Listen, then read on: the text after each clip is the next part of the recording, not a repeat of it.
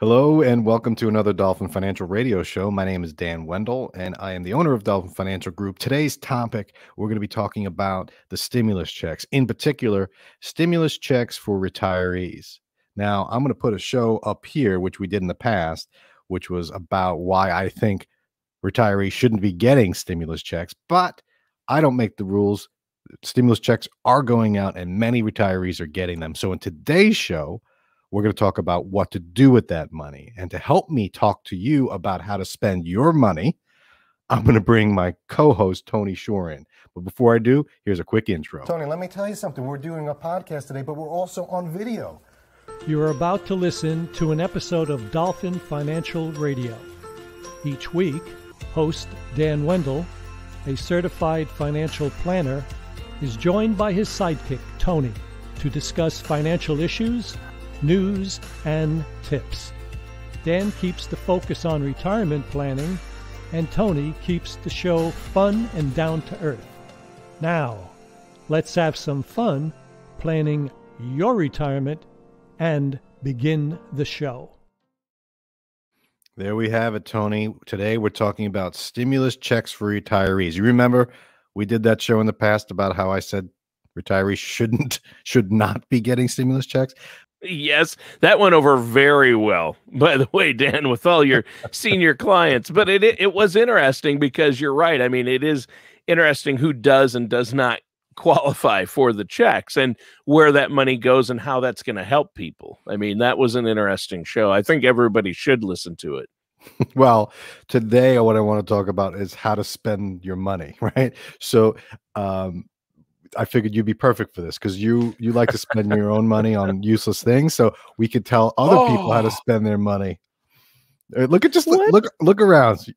Just look around your surroundings right now. How many records, CDs, music do you know? There's some records. There's a few records and CDs there. See, this is the bonus for those that are listening to the podcast. Is a bonus on the video on YouTube. You could actually see Tony's studio, which is literally a studio from the 1980s. Is that an ELO mouse pad I see, Tony? I've got the ELO mouse pad, yes. So I do, yes, you're right. You could spend your stimulus check on vinyl LPs, collectible LPs, and pizza buffets, like I am wont to do. Right. Or I bet you're going to give us some better ideas and ways to spend that. I am going to talk about retirees getting checks, which is a little different than you. So you're not retiree, but you got a family of 5. Well, actually, you got a family of 4 now, right? Because your oldest is how old now? He's 21, and he's in college, but this is his last year in college, but he will be living at home for a little bit, right. But yes. So let's imagine you're going to get a stimulus check because there is income limits. So we all know you make way too much to get a stimulus check. But let's say you're radio show co-host. It isn't all it's cracked up to be as far as finances. Let's teach your son not to get in the business. So your son, let's put him out of the picture. Let's say he gets his stimulus check on his own and he puts it toward gas money or college tuition. Sure. And so you got a family of 4. You already got $600 each. In the past, right? With the past, round, we right? did. So that's $2,400. Then you're going to get a $1,200 each. So that's $4,800, right? Wow. They just passed this, and then they passed this rule where the kids are going to get checks, and they used to give a child care credit at. Yep. So when you do your taxes, you say, "Oh, I think it was $2,000 per kid." Yep. But now they've raised it to $3,000 and. I think it's $3,600 if they're under 7 years old or something like that. But let's just call it $3,000 a year. But instead of giving you it as a credit, they're going to actually cut you a check every month. So you're going to be getting $3,000 times 3, $9,000 over the course of the year, plus the $4,800. Oh, actually, with the 2 kids, that's $6,000. Yeah. So you're getting a check for over $10,000, almost $11,000, Tony. What are you going to do with it now? Before you answer that, now let's get to the topic, which is retirees. My thought is retirees shouldn't be getting these checks, but hey, they're getting them, right? The train is leaving. You either get on or you get off, right? Right. So they're getting on the train. A married couple, if they make less, or if someone makes less than $75,000, they get a check for $1,200. So a married couple making less than 150 is going to get a check for 2,400. What should they do with that 2,400? That's going to be the question that we answer. I can tell you what my wife already said about what we need to do with the money. Well, I just think we should be building a nest egg. Wow. You do look like Homer Simpson. That doesn't give your wife the justice. Her hair is not blue. Well, and here's a recording of me telling people what my nickname for you is. Financial Panther, eh? You're the Financial Panther, Dan. Homer so Simpson. That's Homer. Homer and Marge have some wisdom, but yeah, I mean, what my wife says we're doing is probably more in line with what you say we should be doing. And what I say we should do with it probably is what you're going to tell us we should not. Well, what your wife says you should do with the money is what your family's going to do with the money, because she's the smart one of the family. She wears the pants. Yep. Same with my wife, though. I'll tell you that. Same with my wife. I may have a CFP designation, but my wife still runs the household. That is funny. It's the same here. And you are so correct, Dan. You nailed that one. It doesn't. What my wife says is what will happen. Yes. I just don't know how you get those records. You must Shawshank money out of your savings account to buy those records. And it's like, whoa, I didn't know who this delivery man. I didn't know he was bringing records. Okay. So yes. There are a few overlaps between what the younger generation should do and the older generation. But the first priority, I'm gonna do 6 priorities, and they are in order.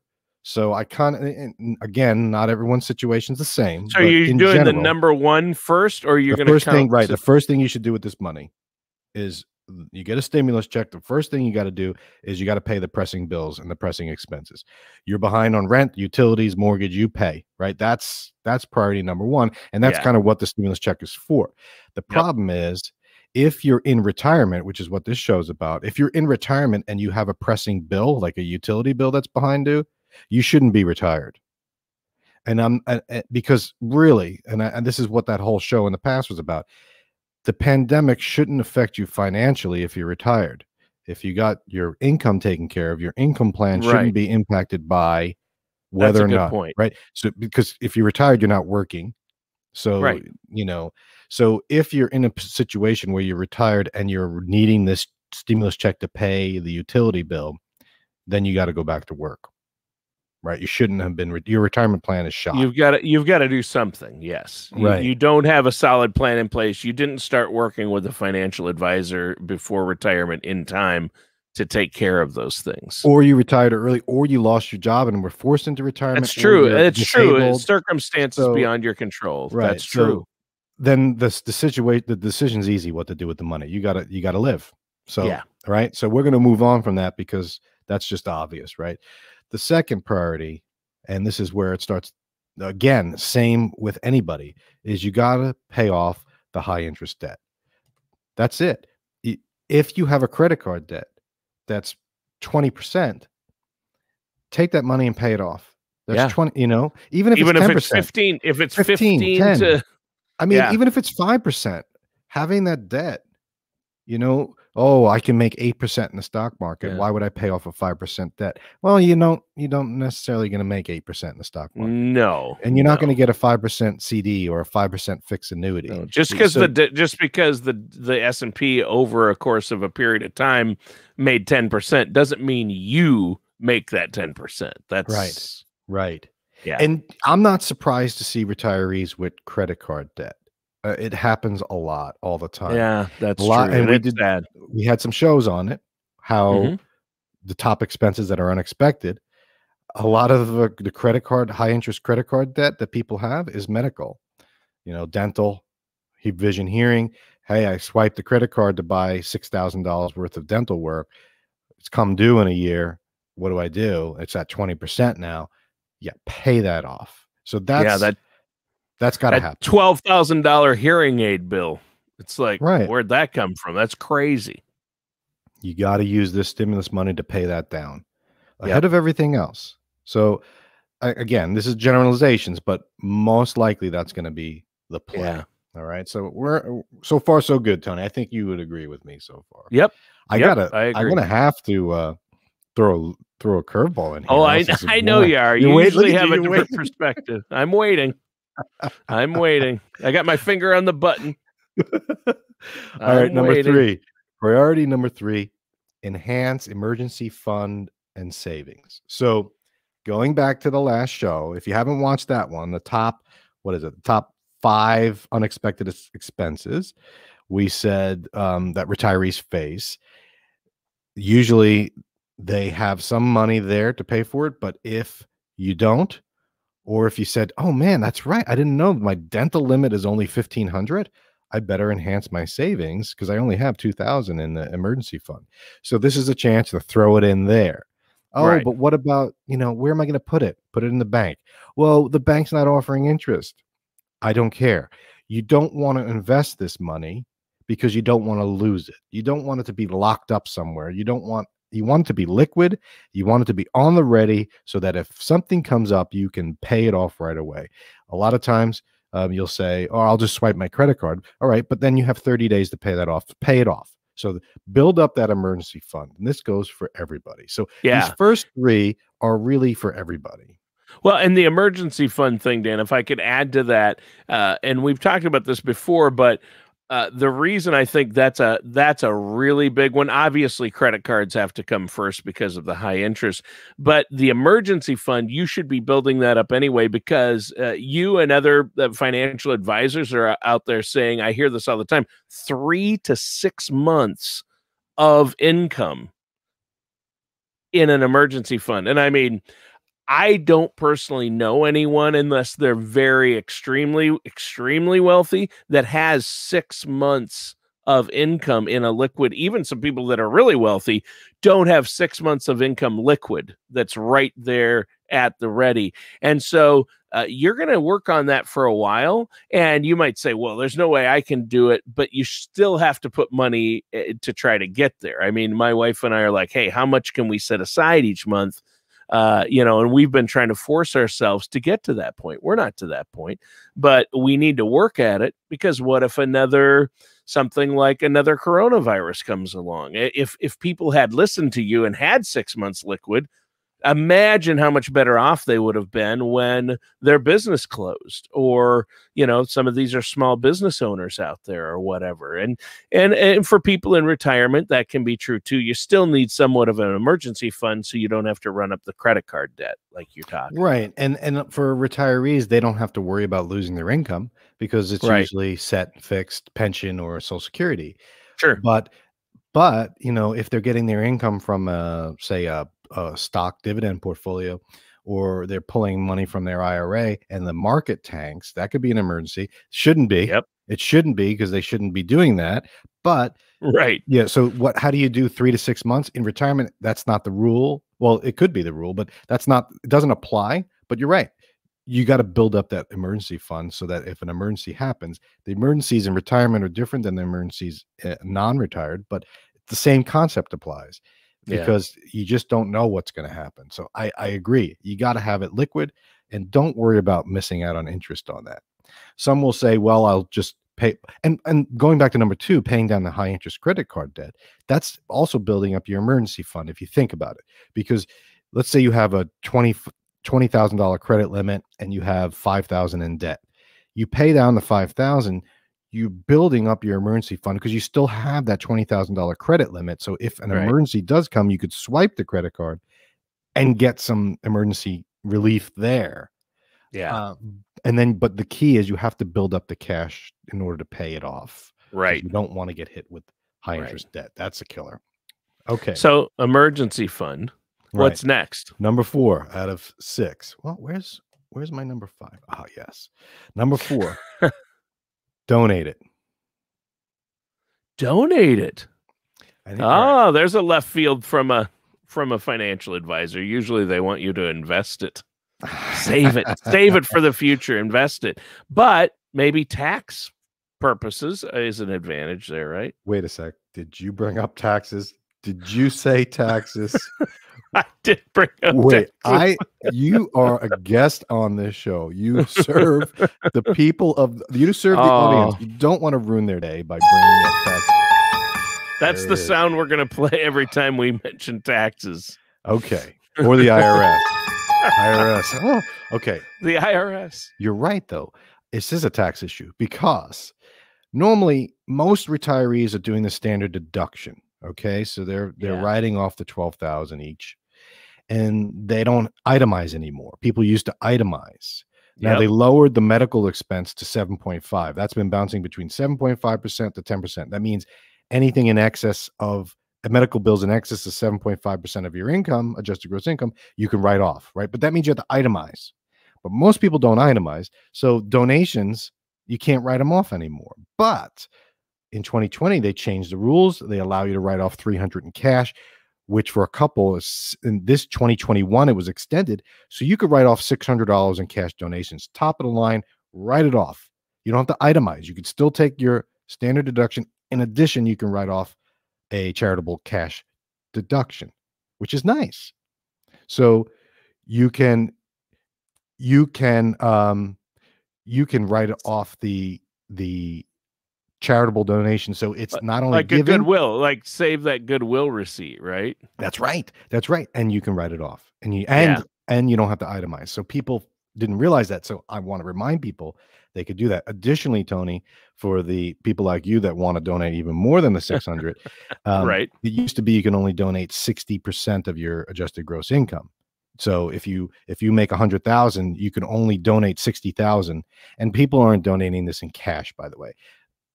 Usually you donate appreciated stocks. So I have my inherited stock. I got this huge cost basis. Let me donate it and write it off.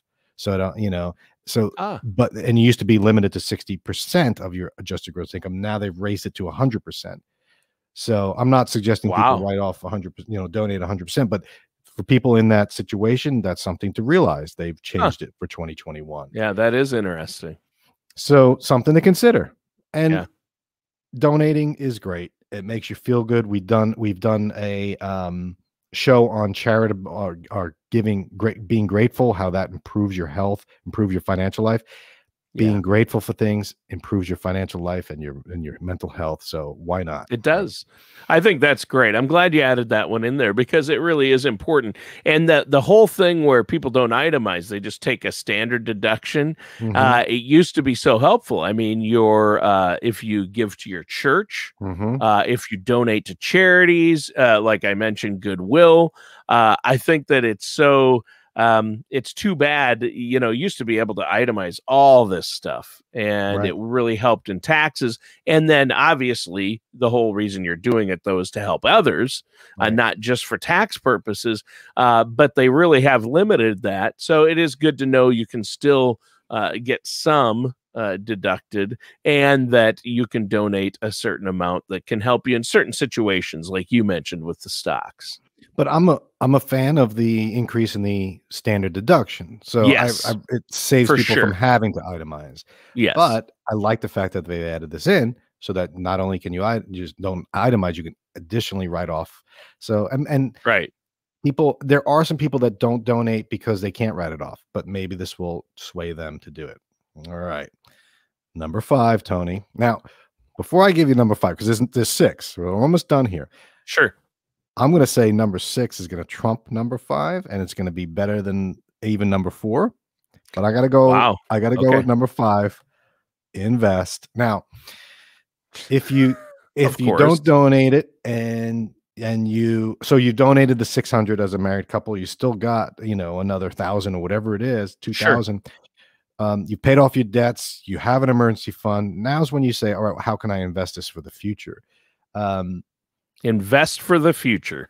Or number 5, you can invest with your family, and and you can throw this back in the enhanced savings because you can help out a child in need, because that's one of the 3 major punches. The Mike Tyson, everyone's got a plan to get punched in the face. Adult children needing help is a big one. So they may be getting hit by the pandemic, and that stimulus check coming to you might be better off going to them. Again, that we've gone down that path. You got to be careful of enabling, but if you want to invest it for the future, you can, for yourself, put it aside and say, I'll forget about that and give it to the kids. You can also put it in a 529 for the grandkids. That's for college. pretty good, right? For college, or you can put it in a UTMA account or UGMA account, or this is a transfer to minors act, so you can still control it, but Like a it's in the trust. kids' names. But Yeah. when they hit the age of majority, which could be 18 or 21, the kids actually take control of it. But the grandparents can control it while they're young. So I think Nice. investing doesn't necessarily just mean putting it in your own coffers. You can invest for your grandchildren or your kids. One idea I just want to throw out there. Maybe you have a granddaughter that's working and in their 20s, okay? And if you can teach them about the power of Roth, if you contribute to a Roth, it's going to grow tax-free and you don't pay taxes on it ever. Oh, Yeah. ma, oh, grandpa, I can't afford that. I can't even get gas in my tank. Then what about if I gave you the money to put in a Roth? What a gift that is, right? Yeah. So instead of giving them money to spend on gas, let them struggle. I'm a big proponent of, pulling up by the bootstraps. Yep. But if you want to give for the future of your grandchild, contribute to a Roth. Do a match. Say, hey, granddaughter, if you put $100 in there, I'll put 500 match into your Roth. Nice. Right? Teach them the value of investing for their future. So that's what I mean by invest, not investing for yourself. That's okay. And then the last priority, Tony. What do you think you should do? Retirees should do with this paycheck. Now, remember what I said, that they shouldn't get it. So yeah. Oh, with retirees in particular. Yeah, I mean, I have my whole own list of 6 items that I think people should do with it in general. But for retirees, maybe they should put it into something that can help them in the future in case put it away for healthcare expenses or long-term care. That's a good idea. The problem is it's only a couple of grand, and that's not going to get very far with it. It's true. It won't even cover 1 month of long-term care. This might be more in line with what you think your list is. Spend it. Yeah, vacation. Spend it. Take that vacation, or go see a national park, or take a cruise, right? Do an experience. Go out and spend the money. Spend it locally if you can. Live. Go out to the local restaurants or support the local businesses and spend it willingly. And because really that's the point of the stimulus money, to stimulate the economy. Right. By you paying off high interest debt, you're not stimulating the economy. Adding to your emergency fund, you're not stimulating the economy.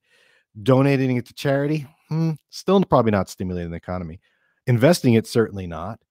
But if you're invested in local businesses and you give it out in the form of services or products, that's going to stimulate the economy. Yeah. So I would throw that ahead of investing for certain people. It just depends on how you feel. I'm a big proponent of taking that money and giving it back if you can. Again, it's lower on the priorities compared to just paying off debts and getting your own house in order. But once your house is in order, go spend it. Have some fun. One of the first things people ask when they sit with me is, what do I do with my money? What do I do with my savings? I'm retired. Can I get better interest? What should I be doing? What do you think? And the first thing I usually say to almost everybody after I feel like they're okay is spend it. And the look is, what? Yeah, you have 50,000. What do I do with it? Spend it all. Why don't you go on a cruise around the world? Literally. And people are like, wait, what? Well, you're supposed to be helping me invest this and retire with it. You're telling me to go on a cruise around the world for 50,000? Yes, I am. How does that make you feel? And some people, they don't know how to respond. Yeah. But I'm telling people to spend their money because really, what else are you going to do with it? Yeah. Well, and especially if you're set, I mean, if you don't have to worry about bills and things, and you have extra money or savings and investments that are just going to sit there, at some point you have to live. You've worked hard your whole life. And I know some people think I worked hard my whole life, so now I can pass it along, which is good, like you said, grandkids, family. But you can still give them some money and live, actually go out and do something. I mean, you know how they say, and I don't know if we've talked about this on the show, but maybe you've mentioned it to me, Dan, is you know the 3 stages: your go years, your slow go years, and your no go years.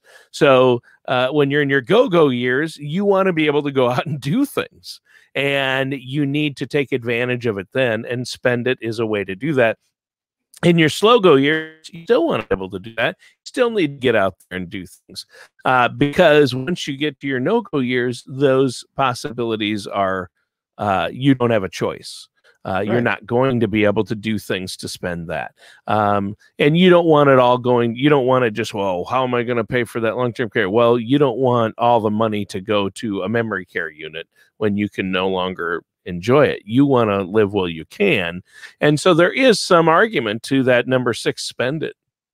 And yeah, I can see tell that. you, well, I've helped a lot of people retire, and I've seen people toward the end of their lives. And I don't think I've ever heard anyone say, man, I regret spending that money and going to see India, or I regret taking that trip with my nephew. You know, they don't say those things. They regret other types of decisions, not connecting with people, not trying that business, not going somewhere. They don't say, oh, I regret not putting that money in that CD, or I regret not putting a 529 for my grandkid. No. Yeah. So I think if you have the means, you got everything else set, spend it instead of save it. That's why I put it at number 6, because investing is always a good option as well. I'm not judging. I'm just saying if I had to pick, I would say spend it before investing it. Yeah. Well, number 1 on my list is the Keys. Just hang out in the Keys. Use that money to go to Key West. That's number 1. Yes. And then your tip to spend it. I just hear your wife in the background. Dan. This is why. Dan. This is why I record this at the office, not at home. Dan. Dan. But I'm not retired, Tony. This is for retirees. Different story. Okay. Different story. Yeah. My kids already spent the stimulus check. They didn't even get it. Yeah. I spent it 5 years ago. Yeah, exactly. That's the problem. Yeah. Well, thanks for a good show, Tony. No, I know pizza buffets did not make the list, but you never know. You could throw it in the priority number 6. And again, everybody that is curious as to what they're going to be doing with this stimulus check, they don't know if they're going to get one, what the limits are, all those things, give me a call. I'll help you walk through it. There are some people that I know that were supposed to get a check that didn't. There's a form you got to fill out. I've helped people identify that. But generally speaking, the global pandemic is hopefully coming to a close. The stimulus checks, I feel, may be excessive and unneeded for a lot of people. So this was my way of talking about what the retirees could do with it. And I think that's great. I hope people go out and spend it. And I hope this economy turns around and just the pandemic goes away swiftly, right? Yeah, we all hope that. And you know what I'm doing with my personal stimulus check? The Fester Adams Offshore Retirement Fund? If I had the Adams Family music to leave, I would play it now. But Tony, I'm just going to throw it to the kids. Have a good day. Right. We'll see you next week. All matters discussed in today's show are for informational purposes only. This show is not investment advice. Dan Wendell nor Dolphin Financial Group are affiliated or endorsed by any government agency. Investment advisory services are offered through Dolphin Wealth Management, Inc., a registered investment advisor in the state of Florida. Insurance products and services are offered through Dolphin Insurance, Inc. Dolphin Wealth Management, Inc. and Dolphin Insurance, Inc. are affiliated companies doing businesses as Dolphin Financial Group. You should talk to someone at Dolphin Financial Group before implementing any of these strategies or ideas.